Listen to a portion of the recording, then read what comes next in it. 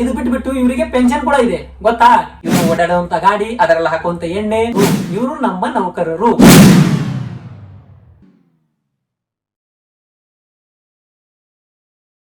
ನಮಸ್ಕಾರ ಫ್ರೆಂಡ್ಸ್.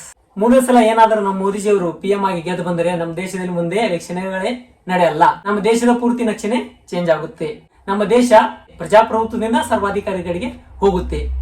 ಈ ತರದ ಆರೋಪ ಮಾಡ್ತಾ ಇರೋದು ನಾನಲ್ಲ, ಯಾವುದೇ ವಿರೋಧ ಪಕ್ಷದ ನಾಯಕನಲ್ಲ.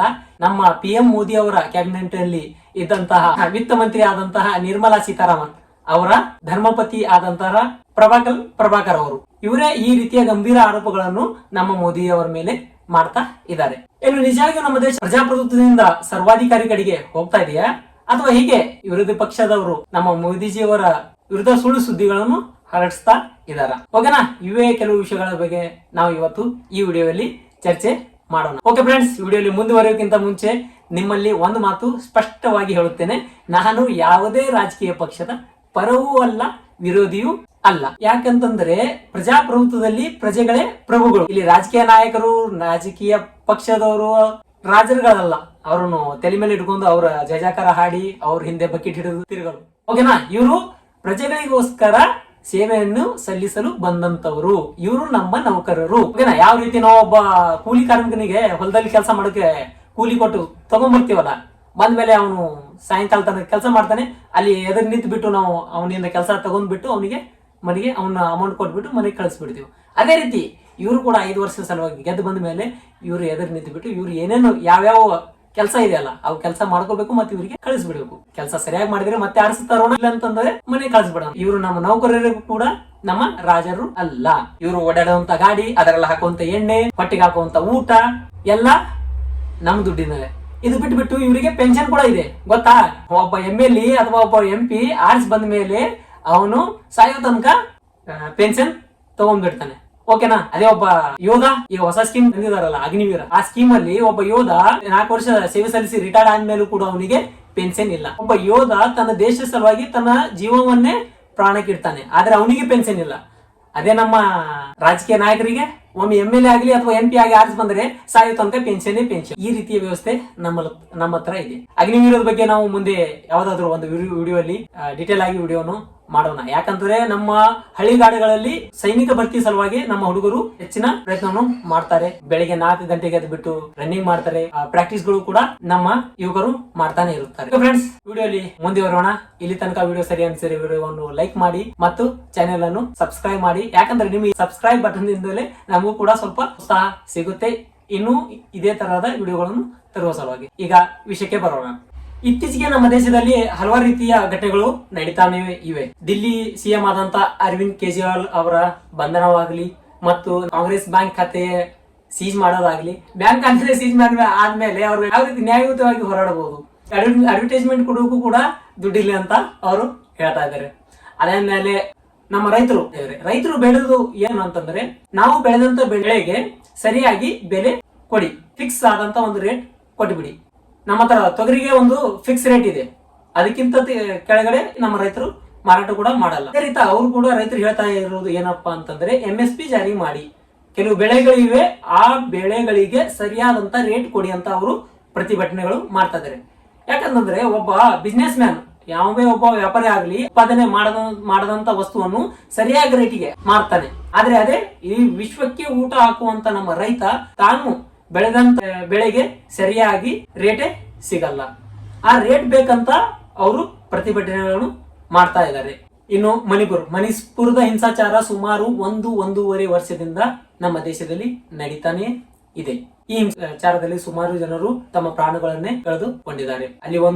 ಅಲ್ಲಿನ ವಿಡಿಯೋ ಒಂದು ಕೂಡ ವೈರಲ್ ಆಗಿತ್ತು. ನಮ್ಮ ದೇಶದಲ್ಲಿ ಅಲ್ಲ, ವಿಶ್ವದಲ್ಲಿ ಕೂಡ ಅದರ ಬಗ್ಗೆ ತುಂಬಾನು ಚೀಮಾರಿಯನ್ನು ಹಾಕಿದರು. ಅಲ್ಲಿನ 2 ಹೆಣ್ಣು ಮಕ್ಕಳು ಕೂಡ ಬರಿ ಮೈಯಿಂದ ಕೆಲವು ಜನರು ಬೆನ್ನಕ್ಕಿ ಹೋಗುವಂತ ವಿಡಿಯೋ ಕೂಡ ನಾವು ಸೋಷಿಯಲ್ ಮೀಡಿಯಾದಲ್ಲಿ ನೋಡಿರಬಹುದು. ಇದರಿಂದ ನಮ್ಮ ದೇಶದ ಗೌರವ ಯಾವ ರೀತಿ ವಿಶ್ವದಲ್ಲಿ ಬೆಳೀತಾ ಇದೆ ಅಂತ ನಾವು ನೋಡಬಹುದು. ನಮ್ಮ ಮೀಡಿಯಾ ಚಾನೆಲ್ಗಳು ಇಲ್ಲಿಯ ತನಕ ಮಣಿಪುರಕ್ಕೆ ಹೋಗಿ ಅಲ್ಲಿ ಯಾವುದೇ ರೀತಿಯ ರಿಪೋರ್ಟ್ ಅನ್ನು ನಮ್ಮ ಜನರ ಮುಂದೆ ಇನ್ನೂ ತನಕ ಇಡಲೇ ಇಲ್ಲ. 1.5 ವರ್ಷದಿಂದ. ಅದೇ ಹಮಾಸ್ ಇಸ್ರಾಯಲ್ ಯುದ್ಧ ಆದ್ಮೇಲೆ ಇಲ್ಲಿಂದ ಹೋಗ್ಬಿಟ್ಟು ಅಲ್ಲಿ ಗ್ರೌಂಡ್ ರಿಪೋರ್ಟ್ ನಮ್ಮ ಮೀಡಿಯಾ ಚಾನೆಲ್ಗಳು ಮಾಡ್ತವೆ. ದೇಶದಲ್ಲೇ ನಡೀತಾ ಇರುವಂತಹ ಹಿಂಸಾಚಾರವನ್ನು ತೋರಿಸಲು ಇವ್ರ ಹತ್ರ ಸಮಯ ಇಲ್ಲ ಅಥವಾ ತೋರಿಸಲು ಅವರಿಗೆ ಇಷ್ಟನೇ ಇಲ್ಲ. ಯಾಕೆ ಇವ್ರು ಯಾರು ಕಂಪ್ನಿ ಮಾಲಕರಿದಾರಲ್ಲ, ಅದು ತೋರಿಸಲು ಯಾವ ರೀತಿ ಇವರಿಗೆ ಅನುಮತಿ ಕೊಡ್ತಾರೆ? ಅದನ್ನು ತೋರಿಸಲು ಅನುಮತಿ ಇಲ್ಲ. ಅದೇ ಹಮಾಸ್ ಇಸ್ರಾಯೇಲ್ ಯುದ್ಧ ಬೇರೆ ದೇಶಗಳಲ್ಲಿ ನಡೀತಾ ಇರುವಂತ ಇದು ತೋರಿಸುವ ಸಲುವಾಗಿ ಇಲ್ಲಿಂದ ಫ್ಲೈಟ್ ಇರೋದು ಹೋಗಿ ವಿಡಿಯೋ ರೆಕಾರ್ಡ್ ಮಾಡ್ಕೊಂಡು ಬಂದ್ಬಿಡ್ತಾರೆ. ಆದ್ರೆ ಇಲ್ಲಿದೆ ಮಣಿಪುರ ದೂರ ಇದೆಯಾ? ಮಣಿಪುರ ನಮ್ಮ ದೇಶ ಬಿಟ್ಟು ಬೇರೆ ದೇಶದ ಒಂದು ಪಾರ್ಟ್ ಇದೆಯಾ?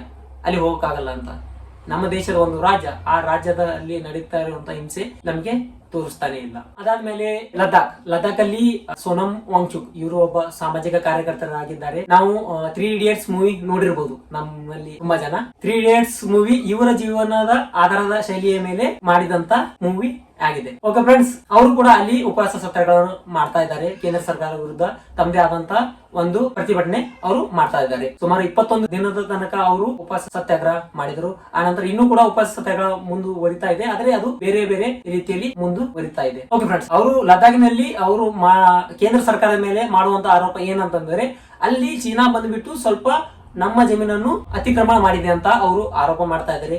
ಇನ್ನು ಅಲ್ಲಿನ ನೈಸರ್ಗಿಕ ಸಂಪನ್ಮೂಲ ಹೊಂದಿದಂತ ಲದ್ದಾಖ್ನ ಜಮೀನನ್ನು ನಮ್ಮ ಕೇಂದ್ರ ಸರ್ಕಾರ ವ್ಯಾಪಾರಿಗಳಿಗೆ ಕೊಡ್ತಾ ಇದೆ. ಇದು ತಕ್ಷಣ ನಿಲ್ಲಿಸಿ ಅಂತ ಅವರು ಹೇಳ್ತಾ ಇದ್ದಾರೆ. ಒಂದು ವೇಳೆ ನಮ್ಮ ಅಲ್ಲಿನ ಜಮೀನು ವ್ಯಾಪಾರಿಗಳಿಗೆ ಕೊಟ್ಟರೆ ಅಲ್ಲಿನ ನೈಸರ್ಗಿಕ ಸಂಪನ್ಮೂಲಕ್ಕೆ ಧಕ್ಕೆ ಆಗುತ್ತೆ, ನಮ್ಮ ನಿಸರ್ಗಕ್ಕೆ ಧಕ್ಕೆ ಆಗುತ್ತೆ ಅಂತ ಅವರು ಹೇಳ್ತಾ ಇದ್ದಾರೆ. ಯಾಕಂದ್ರೆ ನಾವು ಇತ್ತೀಚೆಗೆ ನೋಡಿರ್ಬೋದು, ಉತ್ತರ ಕಾಶಿಯಲ್ಲಿ ಆಗಲಿ ಉತ್ತರಾಖಂಡದಲ್ಲಿ ಹಲವಾರು ಮನೆಗಳಲ್ಲಿ ಬಿರುಕು ಕೂಡ ನಾವು ನೋಡಿದ್ದೇವೆ. ಅಲ್ಲಿ ಕೂಡ ಇದೇ ರೀತಿಯ ಜಮೀನನ್ನು ವ್ಯಾಪಾರಿಗಳಿಗೆ ಕೊಟ್ಟ ಮೇಲೆ ಈ ರೀತಿಯ ಸಮಸ್ಯೆಗಳು ಎದುರಾದವು. ಸೋನಂ ವಾಂಗ್ಚುಕ್ ಅವರು ಯಾವಾಗ 370 ನಮ್ಮ ಕೇಂದ್ರ ಸರ್ಕಾರ ತೆಗೆದಿತ್ತಲ್ಲ, ಅವಾಗ ಕೇಂದ್ರ ಸರ್ಕಾರ ಪರವಾಗಿನೇ ಹೇಳ್ತಾ ಇದ್ರು. ಆದ್ರೆ ಅವರೇ ಇವತ್ತು ಕೇಂದ್ರ ಸರ್ಕಾರ ವಿರೋಧ ಪ್ರತಿಭಟನೆ ಮಾಡ್ತಾ ಇದ್ದಾರೆ. ಇಲ್ಲಿಯೂ ಕೂಡ ನಮ್ಮ ಮೀಡಿಯಾ ಚಾನೆಲ್ಗಳಾಗಲಿ ಓದಿ ಮೀಡಿಯಾದವರು ಆಗಲಿ ಅಲ್ಲಿ ಹೋಗಿಬಿಟ್ಟು ಅಲ್ಲಿ ಯಾವುದೇ ತರದ ರಿಪೋರ್ಟ್ ನಮ್ಗೆ ತೋರಿಸ್ತಾನೆ ಇಲ್ಲ.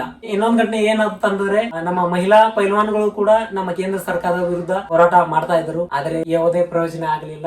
ನಮ್ಮ ಸಾಕ್ಷಿ ಮಲಿಕ್ ಅವರು ಕೂಡ ಕುಸ್ತಿಯನ್ನು ತ್ಯಾಗ ಮಾಡಬೇಕಾಯಿತು. ಅವ್ರ ಮೇಲೆ ಪೊಲೀಸರು ಕೂಡ ಲಾಠಿ ಚಾರ್ಜ್ ಕೂಡ ಮಾಡಿದ್ರು, ಮತ್ತೆ ಜೈಲಿಗೂ ಕೂಡ ಹಾಕಿದರು. ಇದೇ ಮಹಿಳಾ ಪೈಲ್ವಾನ್ಗಳನ್ನು ನಮ್ಮ ಮೋದಿ ಅವರು ಹಾಡಿ ಹೊಗಳ್ತಾ ಇದ್ರು, ಹಮಾರೆ ಘರ್ಗೆ ಬೇಟಿಯಾ ಅಂತ, ನಮ್ಮ ಮನೆಯ ಹೆಣ್ಣು ಮಕ್ಕಳು ಅಂತ. ಆದ್ರೆ ಅವರ ಕೂಗನ್ನೇ ಇವತ್ತು ನಮ್ಮ ಮೋದಿಜಿ ಅವರು ಕೂಡ ಕೇಳ್ತಾನೆ ಇಲ್ಲ. ಈಗ ಅರವಿಂದ್ ಕೇಜ್ರಿವಾಲ್ ಅವರ ವಿಷಯಕ್ಕೆ ಬರೋಣ. ಅರವಿಂದ್ ಕೇಜ್ರಿವಾಲ್ ಅವರು ಈ ಸರಾಯಿ ಭ್ರಷ್ಟಾಚಾರದಲ್ಲಿ ಸುಮಾರು 100 ಕೋಟಿಯ ಭ್ರಷ್ಟಾಚಾರ ಮಾಡಿದ್ದಾರೆ ಅಂತ ಇಡಿ ಆರೋಪ ಮಾಡ್ತಾ ಇದೆ. ಈ ಭ್ರಷ್ಟಾಚಾರದ ವಿರುದ್ಧ ಸುಮಾರು 2 ವರ್ಷದಿಂದ ಇಡಿ ತನಿಖೆ ಮಾಡ್ತಾ ಇದೆ. ಇಡಿ ಇಲ್ಲಿಯ ತನಕ ಸುಮಾರು 500 ರೇಡ್ ಮಾಡಿದೆ. 1000ಕ್ಕಿಂತ ಹೆಚ್ಚು ವಿಟ್ನೆಸ್ ಗಳನ್ನು ಕೋರ್ಟ್ ಮುಂದೆ ಹಾಜರು ಮಾಡಿದೆ. ಓಕೆನಾ? ಇಲ್ಲಿ ತನಕ ಆಮ್ ಆದ್ಮಿ ಪಾರ್ಟಿಯ ಸತ್ಯೇಂದ್ರ ಜೈನ್ ಅವರು ಸುಮಾರು 2 ವರ್ಷದಿಂದ ಜೈಲಲ್ಲಿದ್ದಾರೆ. ಇವರು ಅಲ್ಲಿನ ಸ್ವಾಸ್ಥ್ಯ ಮಂತ್ರಿ ಆಗಿದ್ದರು. ಅಲ್ಲಿನ ಮೊಹಲ್ಲಾ ಕ್ಲಿನಿಕ್ ಬಗ್ಗೆ ನಾವು ಕೇಳಿರ್ಬೋದು. ಈ ನೀತಿಯನ್ನು ಕೂಡ ಅವರು ತಂದಿದ್ದರು. ಅದನ್ನಾದ್ಮೇಲೆ ಅಲ್ಲಿನ ಉಪಮುಖ್ಯಮಂತ್ರಿ ಆದಂತಹ ಮನೀಶ್ ಸಿಸೋದಿಯಾ ಅವರು ಕೂಡ ಈಗ 1 ವರ್ಷದಿಂದ ಜೈಲಲ್ಲಿ ಇದ್ದಾರೆ. ಅವರು ಕೂಡ ಶೈಕ್ಷಣಿಕ ಕ್ಷೇತ್ರದಲ್ಲಿ ತುಂಬಾನೇ ಒಳ್ಳೆ ಕೆಲಸ ಮಾಡಿದ್ದಾರೆ. ಅಲ್ಲಿನ ಸರ್ಕಾರಿ ಶಾಲೆಗಳನ್ನು ಅವರು ತುಂಬಾನೇ ಚೆನ್ನಾಗಿ ಬೆಳೆಸಿದ್ದಾರೆ. ಅದಾದ್ಮೇಲೆ ಸಂಜಯ್ ಸಿಂಗ್ ಅವರು ಇವರು ಕೂಡ ಜೈಲಲ್ಲಿ ಇದ್ರು. ಇಂತಿಷ್ಟಿಗೆ ಅವರಿಗೆ ಬೇಲ್ ಸಿಕ್ಕಿದೆ, ಅವರು ಜೈಲಿಂದ ಹೊರಗಡೆ ಬಂದಿದ್ದಾರೆ. ದಿಲ್ಲಿಯಲ್ಲಿ ತುಂಬಾನೇ ಪ್ರಮುಖವಾಗಿ ಬೆಳೆದಂತ ಪಾರ್ಟಿ ಅಂದ್ರೆ ಆಮ್ ಆದ್ಮಿ ಪಾರ್ಟಿ. ಅಲ್ಲಿ ಕಾಂಗ್ರೆಸ್ ಅಲ್ಲಿ ಬಿಜೆಪಿ ಅಲ್ಲಿ ಇವೆರಡನ್ನು ಕೂಡ ಪ್ರಬಲವಾಗಿ ಸೋಲಿಸಿದಂತ ಪಾರ್ಟಿ ಅಂದ್ರೆ ಆಮ್ ಆದ್ಮಿ ಪಾರ್ಟಿ. 2015ರಲ್ಲಿ ಮೋದಿ ಹಾವಳಿ ಇತ್ತು. ಆದ್ರೂ ಕೂಡ ದಿಲ್ಲಿಯಲ್ಲಿ 3 ಸೀಟಿಗಿಂತ ಹೆಚ್ಚು ಸೀಟು ಬಿಜೆಪಿಗೆ ಸಿಗ್ಲೇ ಇಲ್ಲ. 67 ಸೀಟುಗಳು ಆಮ್ ಆದ್ಮಿ ಪಾರ್ಟಿ ಗೆದ್ದುಬಿಟ್ಟು. ಅರವಿಂದ್ ಕೇಜ್ರಿವಾಲ್ ವಿರುದ್ಧ ಪ್ರಮುಖವಾಗಿ ಹೇಳಿಕೆಯನ್ನು ಕೊಟ್ಟವರು ಯಾರಂತಂದ್ರೆ ಶರತ್ ಚಂದ್ರ ರೆಡ್ಡಿ. ಇವರು ಅರವಿಂದೋ ಫಾರ್ಮಾ ಕಂಪನಿಯ ಮಾಲೀಕ ಆಗಿದ್ದಾರೆ. ಇವರು ಸುಮಾರು 6 ತಿಂಗಳಿಂದ ಜೈಲಲ್ಲಿದ್ದರು. ಅಲ್ಲಿ ತನಕ 9 ಹೇಳಿಕೆಗಳನ್ನು ನೀಡಿದರು. ಆ 9 ಹೇಳಿಕೆಗಳು ಅರವಿಂದ್ ಕೇಜ್ರಿವಾಲ್ ಅವರ ಪರವಾಗಿ ಇತ್ತು. ಆದ್ರೆ ಒಂದು ಹೇಳಿಕೆ ಅವರು ಅರವಿಂದ್ ಕೇಜ್ರಿವಾಲ್ ಅವರ ವಿರುದ್ಧ ನೀಡಿದರು. 6 ತಿಂಗಳ ತನಕ ಜೈಲಲ್ಲಿದ್ದರು. ಬೇಲ್ ಸಲುವಾಗಿ ಅಪ್ಲಿಕೇಶನ್ ಹಾಕಿದ್ರು. ಆದ್ರೆ ಅವರಿಗೆ ಯಾವುದೇ ರೀತಿಯ ಬೇಲೆ ಸಿಗಲಿಲ್ಲ. ಯಾವಾಗ ಅವರು ಅರವಿಂದ್ ಕೇಜ್ರಿವಾಲ್ ಅವರ ವಿರುದ್ಧ ಹೇಳಿಕೆಯನ್ನು ನೀಡಿದರು, ಅವರು ಬೇಲು ಕೂಡ ಸಿಕ್ತು. ಅವರು ಸರ್ಕಾರಿ ವಿಟ್ನೆಸ್ ಕೂಡ ಆಗಿದ್ದಾರೆ. ಇದೇ ಅರವಿಂದ ಫಾರ್ಮಾ ಕಂಪನಿ 52 ಕೋಟಿ ಎಲೆಕ್ಟ್ರಿಕ್ ಬಾಂಡ್ ಗಳನ್ನು ಖರೀದಿ ಮಾಡಿದೆ. ಯಾರ ಮೇಲೆ ಆರೋಪ ಇದೆಯೋ ಆ ವ್ಯಕ್ತಿಯಿಂದಲೇ ನಮ್ಮ ಸರ್ಕಾರ ಚಂದ ದೇಣಿಗೆಯನ್ನು ತಗೊಂಡಿದೆ. ಇಲ್ಲಿ ಯೋಚನೆ ಮಾಡುವಂತ ವಿಷಯವಾಗಿದೆ. ಅವ್ರಿಗೆ ಬೇಲು ಇರಲಿಲ್ಲ. 6 ತಿಂಗಳ ತನಕ ಒಳಗೂ ಕೂಡ ಇದ್ರು. ಆದ್ರೆ ಹೇಳಿಕೆ ನೀಡಿದ್ರು, ಈ ಕಡೆ ಹೊರಗಡೆ ಬಂದ್ಬಿಟ್ಟು. ಓಕೆ ಫ್ರೆಂಡ್ಸ್, ತಪ್ಪು ಮಾಡಿದವರು ಯಾರೇ ಆಗ್ಲಿ, PMA ಆಗಲಿ CMA ಆಗಲಿ, ಅವರು ಆರೋಪ ಮಾಡಿದ್ದಾರೆ ಅಂದ್ಮೇಲೆ ಅವರಿಗೆ ಶಿಕ್ಷೆ ಆಗ್ಲೇಬೇಕು. ಅವರು ಅರವಿಂದ್ ಕೇಜ್ರಿವಾಲ್ ಆಗಿರ್ಲಿ, ಅಶೋಕ್ ಚವ್ಹಾಣೆ ಆಗಿರ್ಲಿ, ಇಲ್ಲಾಂತಂದ್ರೆ ಅಜಿತ್ ಪವಾರೇ ಆಗಿರ್ಲಿ. ಯಾರಪ್ಪ ಇವು ಹೊಸ 2 ಹೆಸರುಗಳಂತ ಯೋಚನೆ ಮಾಡ್ತಿರ್ಬೋದು ನೀವು. ಇವ್ರು ಯಾರು ಏನು ಅಂತ ಎಲ್ಲ ಡೀಟೇಲ್ಗಳನ್ನು ಮುಂದಿನ ವಿಡಿಯೋದಲ್ಲಿ ನಮ್ಮ PM ಮೋದಿ ಅವರೇ ಹೇಳ್ತಾರೆ. ಇವರ ಬಗ್ಗೆ ಎಲ್ಲ ಡೀಟೇಲ್ ಅನ್ನು ಅವರೇ ಕೊಡ್ತಾರೆ. ಓಕೆ ಫ್ರೆಂಡ್ಸ್, ಯಾಕಂದ್ರೆ ಈ ವಿಡಿಯೋ ಆಲ್ರೆಡಿ ತುಂಬಾನೇ ದೊಡ್ಡದಾಗಿದೆ. ಈ ವಿಡಿಯೋನು ಇಲ್ಲೇ ಸ್ಟಾಪ್ ಮಾಡೋಣ. ಮುಂದಿನ ಡೀಟೇಲ್ ಅನ್ನು ಮುಂದಿನ ವಿಡಿಯೋದಲ್ಲಿ ನಾವು ಡಿಸ್ಕಸ್ ಮಾಡೋಣ. ಓಕೆ ಫ್ರೆಂಡ್ಸ್, ಇಲ್ಲಿ ತನಕ ವಿಡಿಯೋ ನೋಡೋ ಸಲುವಾಗಿ ತುಂಬಾನೇ ಧನ್ಯವಾದಗಳು. ವಿಡಿಯೋ ನಿಮಗೆ ಸರಿ ಅನಿಸಿದರೆ ವಿಡಿಯೋನು ಲೈಕ್ ಮಾಡಿ, ಹಾಗೆ ನಿಮ್ಮ ಅಕ್ಕಪಕ್ಕ ಫ್ರೆಂಡ್ಸ್ ಇದಾರಲ್ಲ ಅವ್ರಿಗೂ ಸ್ವಲ್ಪ ಶೇರ್ ಮಾಡಿ, ಯಾಕಂದ್ರೆ ಅವ್ರಿಗೂ ಸ್ವಲ್ಪ ಗೊತ್ತಾಗ್ಲಿ ದೇಶದಲ್ಲಿ ಏನ್ ನಡೀತಾ ಇದೆ ಏನಿಲ್ಲ ಅಂತ. ಈಗ ಎಲೆಕ್ಷನ್ಗಳು ಬರ್ತಾ ಇವೆ, ಒಮ್ಮೆ ಈ ಎಲೆಕ್ಷನ್ ನಮ್ಮ ಕೈಯಿಂದ ಹೋಗ್ಬಿಟ್ರೆ ಮತ್ತೆ 5 ವರ್ಷ ನಾವು ಆ ಸರ್ಕಾರದ ಕೈಯಲ್ಲಿ ದುಡಿಬೇಕಾಗುತ್ತೆ. ಓಕೆ ಫ್ರೆಂಡ್ಸ್, ಈ ವಿಡಿಯೋದ ಬಗ್ಗೆ ನಿಮ್ಗೆ ಯಾವುದೇ ಅಭಿಪ್ರಾಯ ಇದ್ದರೆ ಅದನ್ನು ನೀವು ಕಮೆಂಟ್ ಬಾಕ್ಸ್ ಅಲ್ಲಿ ತಿಳಿಸಬಹುದು. ಮತ್ತೆ ಯಾವ್ದಾದ್ರು ನಿಮ್ಮ ಹತ್ರ ಕೂಡ ಯಾವುದೇ ಒಂದು ವಿಷಯ ಇದ್ದರೆ ಅದರ ಬಗ್ಗೆ ಕೂಡ ನೀವು ಕಮೆಂಟ್ ಬಾಕ್ಸ್ ಅಲ್ಲಿ ಹಾಕಿ ಅದರ ಬಗ್ಗೆ ರಿಸರ್ಚ್ ಮಾಡಿ ನಾವು ಕೂಡ ವಿಡಿಯೋವನ್ನು ಮಾಡೋಣ. ಓಕೆ ಫ್ರೆಂಡ್ಸ್, ಸಿಗೋಣ ಮುಂದಿನ ವಿಡಿಯೋದಲ್ಲಿ. ಅಲ್ಲಿ ತನಕ ನಮಸ್ಕಾರ.